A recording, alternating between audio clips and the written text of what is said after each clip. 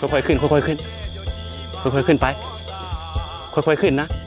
เวลาอันซัดเดินผ่านเนาะมันจะได้ยินเสียงมันเหยียบใบไม้บอหรือว่ามันกินไม่ชุดจัดเก่าทักทายสบายดีทุกคนที่กำลังติดตามมักโซมเนาะยินดีต้อนรับเข้าสู่ซองอาคาน้อยตอนนี้เวลาประมาณ6 โมงเนาะ6 โมงครึ่งคือเฮาสิไปนางห้างบนต้นไม้เนาะเผื่อไปซองสัตว์เนาะบุหัวมันสิมาบ่มาตอนนี้เฮาท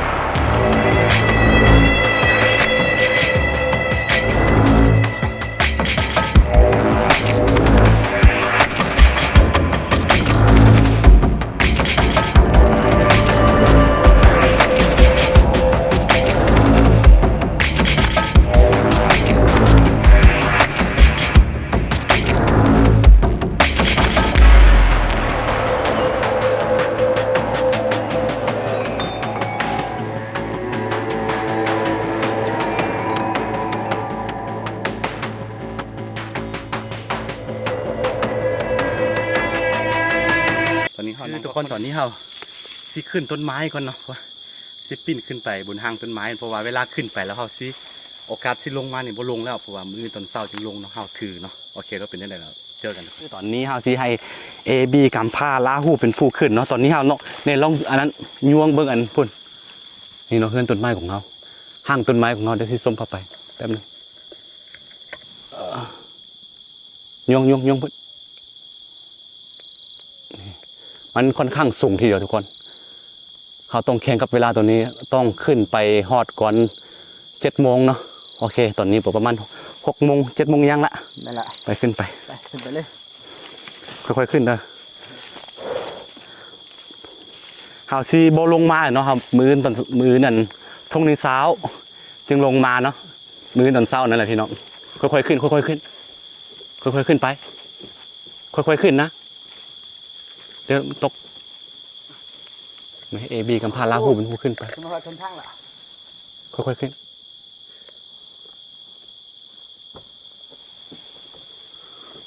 แล้วก็เขาก็สิ้นน้ำหลังไปตอนนี้ต้องให้อันเอบีกำพาลาหูขึ้นไปฮอดก่อนแล้วก็เขาก็เซตกล้องเมียนกล้องแล้วก็จึงขึ้นไปได้เพราะว่าจับกล้องไปขึ้นบ่ได้โอ้เสียวท่านผู้ชมสูงเกินไปโพดค่อยๆขึ้นไปค่อนข้างไม่ได้ยินเสียงดอกน้องเว้าแต่พุ่นมามันกลายพดความสูงของมันจากหน้าดินประมาณ25 เมตรหรือว่า25 เมตรคือหลายคนจะสงสัยว่าเป็นอย่างต้องแบบมีภาษาไทยปนน้ำเพราะว่า FC ของซองอาค่าน้อยส่วนมากจะเป็นคนไทย 70% เนาะหวังว่าทุกคนเข้าใจกัน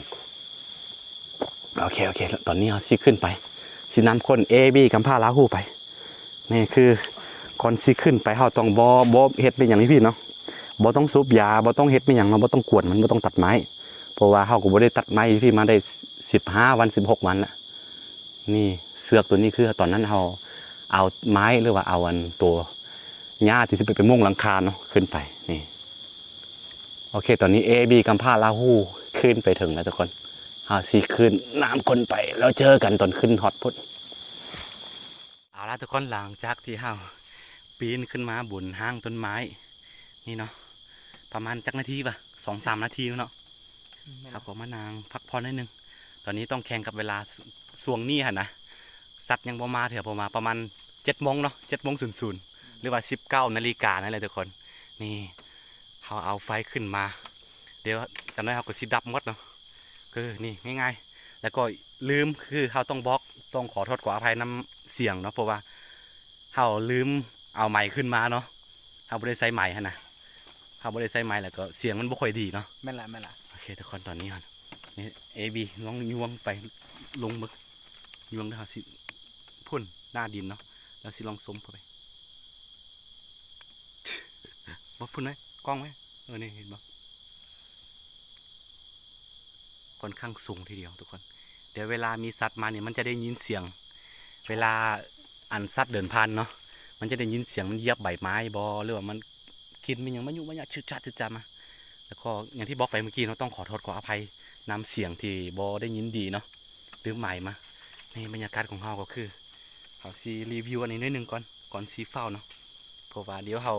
จากนี่ไปแล้วก็เขาก็บ่มีเวลาซีได้เฝ้าซีได้ฝอยแล้วต้องมิดเนาะนี่เขาจะมีไฟเนาะไฟเผื่อว่าเดี๋ยวเขาโบเฝ้าอันนั้นโบเฝ้าห้างแล้วก็จะนอนนะเนาะต้องไตนอนนี่โอ้แมงมุมขึ้น2 ตัวโอ้ตัวหนึ่งเนาะมักยังไงแมงมุมทุกคนนี่โอ้แมงมุมยักษ์เดี๋ยว2 คนเขาสิคืนนี้เราชินอนนี่พี่เนาะเขาสิโบลงไปเพราะว่าเขาถือนะเรื่องพวกนี้เขาถือเนาะเป็นบ่มือตอนเช้าจึงลงไปเวลาลงแล้วไม่ได้ขึ้นเวลาแบบขึ้นแล้วก็บ่ดีลงเวลาแบบว่าดึกมานี่เขาจะถือเนาะพวกนี้เขาสิบ่ว่าแบบใดเนาะแต่ว่าการนั่งห้างตั้งแต่บรรพบุรุษของเขามานี่กลางคืนนี่เขาสิบ่ลงไปเนาะเวลาไทยนักไทยเบาก่อนเขาจะขึ้นไปทางนี้มันจะมีทางไปมีต้นไม้นึงย่วงไปABขึ้นไปแล้วมันจะมีเสือกอยู่เทิงเนาะดึงไปทางพ้นแล้วก็กลับมาเขาอยู่ในนี้มันจะมีอันพระพรหมพระเสือแล้วพระพรหมอีกแล้วเนาะพระพรหมกับอันตัวแพปูกับมุ้งนี่โอเคทุกคนนี่ประมาณนี้เนาะตัวนี้ก็เขาบได้ขึ้นมาได้ประมาณเป็นเดือนแล้วเนาะประมาณ15 วัน16 วันเนี่ยนี่โอเคทุกคนคือทุกคนเนาะเวลาซีอธิบายนิดหนึ่งก่อนที่เขาซีอันนั้นเนาะเพราะว่าตอนนี้ก็ประมาณ7 โมงทุกคนแล้วก็หลังจากนี้เขาก็ซีบ่มีโอกาสได้ไต่ไฟใส่แบบนี้บ่มีโอกาสได้ฝอยแบบนี้แล้วคือเวลามันซัดเดินผ่านนะต้องเดินผ่านอยู่พี่มันจะมีดินโป่งนะจะมีดินพงแล้วดินโป่งท่านเนาะแล้วก็เวลาเดินผ่านเนี่ยเขาจะเห็นซัดพี่เนาะมึงตะกล้องต้องซูมออกเห็นบ่ขึ้นดินส้มก็ได้ส้มลงไปก็ได้แล้วซีส้มเข้าไปทุกคนพื้นดินถ้าเขาเวลาเขาย่วงไฟใส่เข้าไปเนาะสัตว์มันก็จะเงยหน้าขึ้นมาเบิ้งให้นะนี่ทุกคนโอ้สุดเลยบูฮู้ว่าเสียงของมันจะเป็นได้พี่น้องเลยเพราะว่า ลืมไม้นี่อันนี้ก็เขาก็ทมเทขนาดก่อนซีได้อันนี้หลังคามันกบอันนั้นมันรัวมันละมีแต่กันมอกได้กันฝนไม่ได้ดอก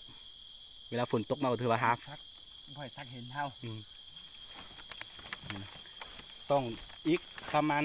เดือน2 เดือนกว่าสิมาอีกต้องเปลี่ยนตัวนี้เนาะเขาจะเอามาใส่สั้นหนึ่งเพื่อว่าความปลอดภัยต้องมากก่อนนะพี่น้องเนาะนี่ทุกคนโอ้ท่ามกลางธรรมชาติเงียบสงบ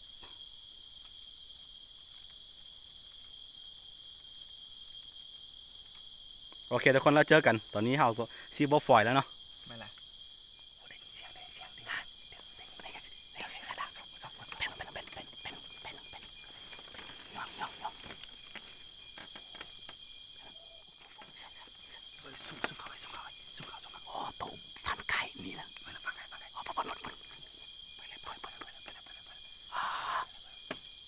บทันซ้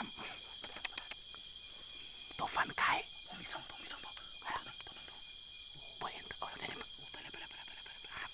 กล่องมันบ่เห็นโอ้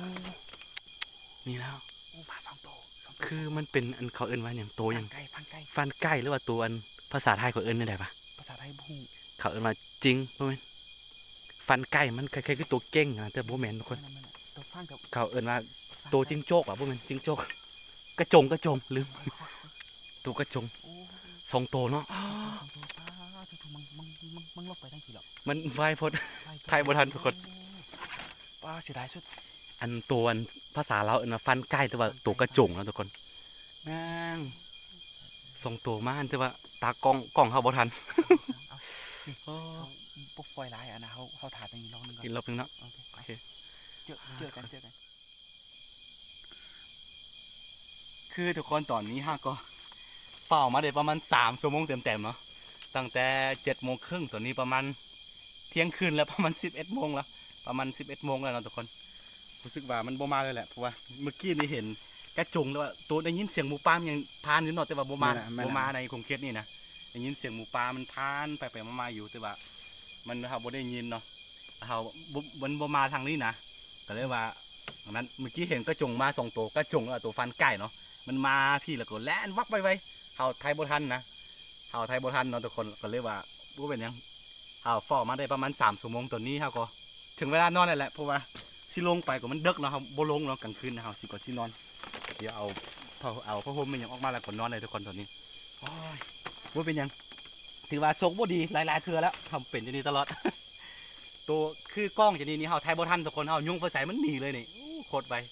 โอเคทุกคนสำหรับคลิปนี้ก็สิมีประมาณนี้เนาะคันผู้ใดมักก็อย่าลืมกดไลค์กดติดตามซองอาคาน้อยเนาะเผื่อบ่ได้พลาดวิดีโอใหม่ๆจากซองอาคาน้อยแล้วก็อย่าลืมเข้าไปกดติดตามซอง AB กามผ้าลาหู้เนาะทุกคนเนาะเดี๋ยวเฮามื้ออื่นตอนเช้าจะเป็นจังไดแล้วครับพรุ่งนี้เช้าเราจะถ่ายอีกที่หนึงทุกคนแล้วเจอกันใหม่เนาะโอเคสบายดีตอนนี้หาทางปูบนนอนปูที่นอนแล้วก็จะนอนแล้วครับทุกคนนี่มีเรามีไทยปนกันครับหวังว่าทุกคนจะเข้าใจกันเนาะโอเคแล้วเจอกันพรุ่งนี้เช้า